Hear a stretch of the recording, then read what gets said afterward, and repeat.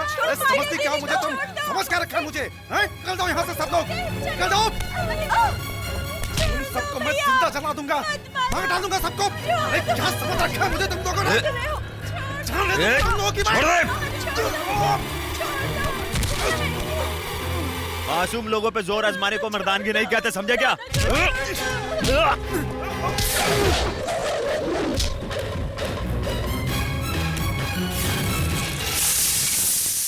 एक और कदम आगे रख के तो देख।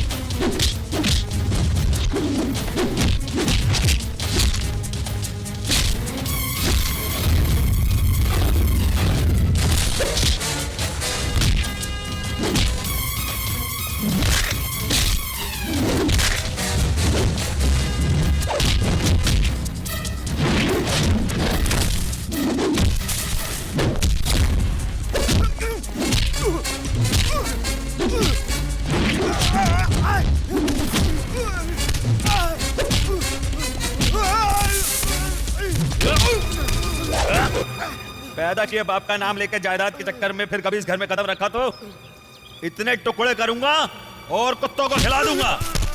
सामान लेकर चले जाना यार, लेकिन अब यहाँ से जाना अच्छा नहीं है। अब से असली खेल शुरू होगा, खूब धूम मचाऊंगा। जाइए और जल्दी वापस आइए।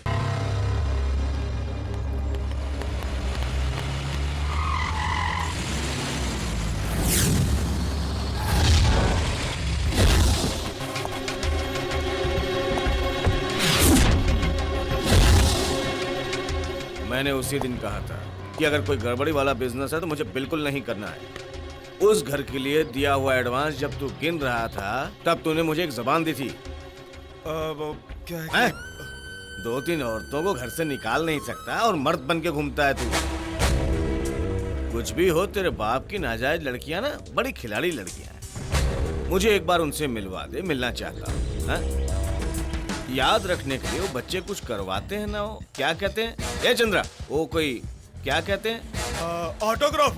हाँ, वही। तेरी सौतेली माँ के प्यारे बच्चों से मिलकर मैं एक बार उनका ऑटोग्राफ लेना चाहता हूँ। भाई वो फिर क्या है कि क्या बहन के सामने इज्जत जाते ही कदम लड़खड़ाने लग गए? एक बात याद रखो, किसी को कुछ भी हो जाए मेरा काम हो जाना चाहिए। 1000-10,000 नहीं, लाखों रुपए खर्च किए मैंने तुम पे। व्यापार पक्का सही समय पे हो जाना चाहिए।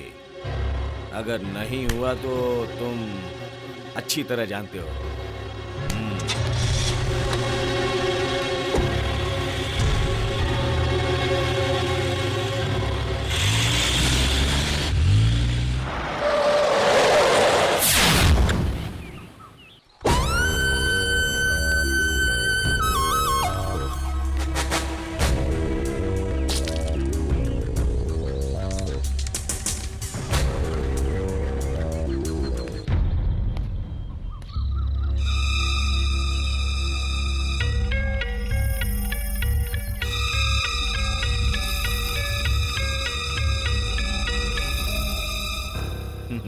मेरा नाम कमल सिंह है, कोटी भाई कह के सब बुलाते हैं। मार्केट में बिजनेस है, तरकारी सब्जियां बेचता हूँ, चिल्लर भी बेचता हूँ मैं। इसके साथ साथ प्रॉपर्टी डीलर भी हूँ। कुल मिला के ऐसे ही चलता रहता है मेरा। ये सब हमसे क्यों कह रहे हैं? लड़की हो तो आप जैसी हो, मैं भी आपके जैसा हूँ। सीधे आओ सीधे जाओ। अब मैं असली बात आपको खुलकर बताता हूँ। इनके भाई रविशंकर ने घर, ये जमीन मेरे पास बेचने के लिए रखी है। एग्रीमेंट का टाइम भी अब जल्दी खत्म होने वाला है। आपका भाई कहेगा तो भी आप नहीं सुनेंगी, इसलिए आपके दर्शन करके आपको तकलीफ बताने के लिए आया हूँ। हाँ, सारा पैसा गवाकर एक पागल कुत्ते को खरीद लिया, ऐसा हाल है मेरा। पर उस कुत्ते को जहर मिलाकर मारना ही मेरी स्टाइल है। कोई भी पेपर लाकर आप हमें यहाँ से नहीं निकाल सकते। हम यहाँ से इतनी आसानी से नहीं जाएंगे। ऐसे मुंह पे तमाचा मारने की तरह बोलने की क्या जरूरत है? देखो, एक बात मैं बताता हूँ, समझौता सभी के लिए अच्छा होगा। अगर नहीं हुआ तो गुंडों से अपने भाई को पिटवाने की तरह मुझे डराना चाहा तो तुम सबको उल्टा टांग के रख दूंगा इस घर के अंदर, समझ गए ना तुम लोग? अब मैं घर में तभी पैर रखूंगा जब इस घर का ओनर बन के आऊंगा, समझी ना? हमें फिर से मिलने की नौबत ना आए, ऐसा काम करना।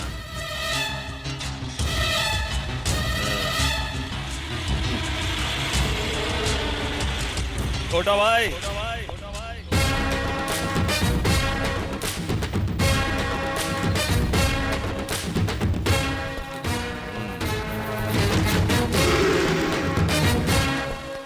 गरीब के घर पर आकर ऐसे ही चुपचाप चले जाओगे भाई? एक कप कॉफी तो पी के जाओ ना भाई। ये फालतू बातें बंद करो तुम। मैं बहुत तरह की कॉफी पी के बड़ा हुआ हूँ। तुम अभी कॉफी तक ही सीमित हो, तो इनके पीछे तुम हो। पीछे से नहीं हो खोटा भाई, अब आगे से हूँ। कहाँ से क्या बात करनी है अभी तक पता नहीं था। कोई सुन लेगा तो 4 लोग बातें करेंगे। मैंने तुम्हें पाठ सिखाया तो तुम घूमकर मुझे पाठ सिखाने जा रहे हो, हैं? हमें पाठ पढ़ाने के लिए सामने वाले के सोचने से पहले हम उसे क्या सिखाना है अच्छी तरह सिखा देते हैं। यहाँ आने से पहले मूसा भाई ने मुझे यही सिखाया था, तो क्या मैं उनकी बात पर अमल नहीं कर सकता क्या? मूसा भाई, तेरी हिम्मत का कारण मैं समझ गया, लेकिन तलवारों को बंदूकों को नहीं समझ में आता। इतनी छोटी सी उम्र में ऊपर जाएगा? ये देखो, मेरी आयु 80 से ऊपर है। तुम्हें खत्म करके ही जाऊंगा। अभी तुम्हें ऊपर पार्सल कर सकता हूँ। इस बार माफ किया।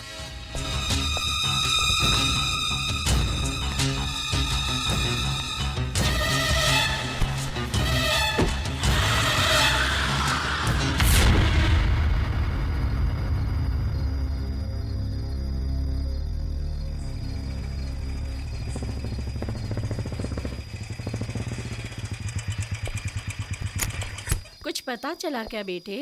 ये घर बेचने के लिए रवि ने कोटा भाई से इतना रुपया एडवांस ले रखा है कि अगर सही समय पर घर की रजिस्ट्री करके ना दी तो वो चुप नहीं रहेगा। जिस डाल पर बैठा है उसी को काटने की कोशिश कर रहा है रविशंकर।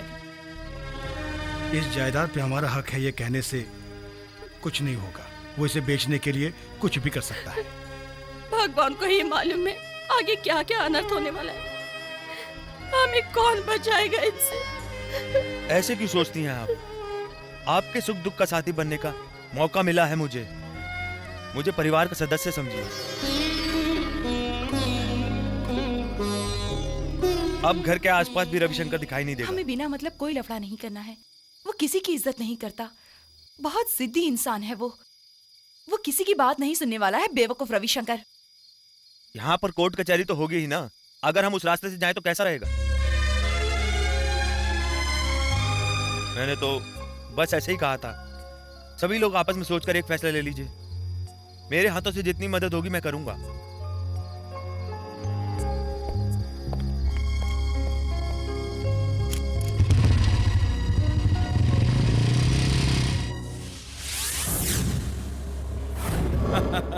मैं आ रहा हूँ ना। May I come in, sir? Yes okay don't worry I will be there with in 15 minutes right. Good morning, sir. Good morning बैठिए। यस कहिए। सर 20 साल पहले मेरी माँ को एक घर मिला था, हम वहीं पर रहते हैं। अब वो घर हमारा एक रिलेटिव जबरदस्ती से अपनी मर्जी से बेचना चाहता है। इस मामले में हमको 2 बार धमकियां भी मिल चुकी हैं। रिलेटिव कहे तो? वो सच कहूँ तो मेरे पिताजी की 2 बीवियां थीं।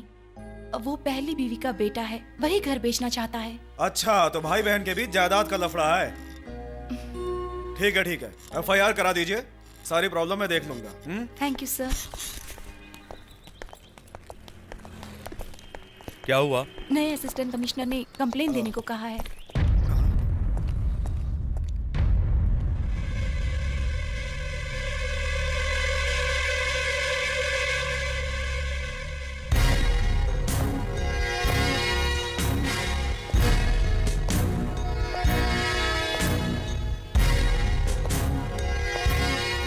तुम यहाँ क्यों आए हो?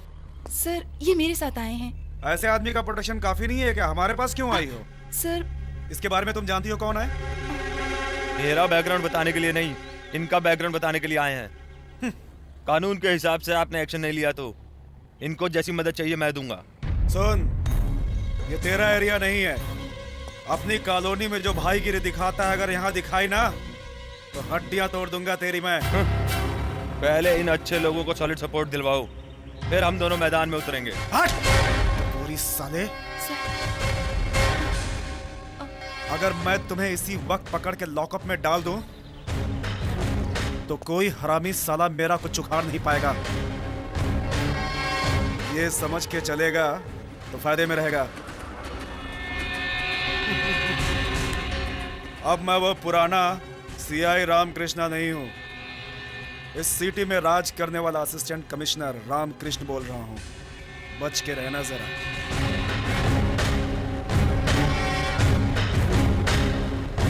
देखो, रास्ते में मारपीट करने वाले इन टपोरी सालों के साथ अगर तुम घूमोगी तो आधी रात को पुलिस कभी भी तेरे घर पर भी रेड कर सकती है, समझे? हाँ।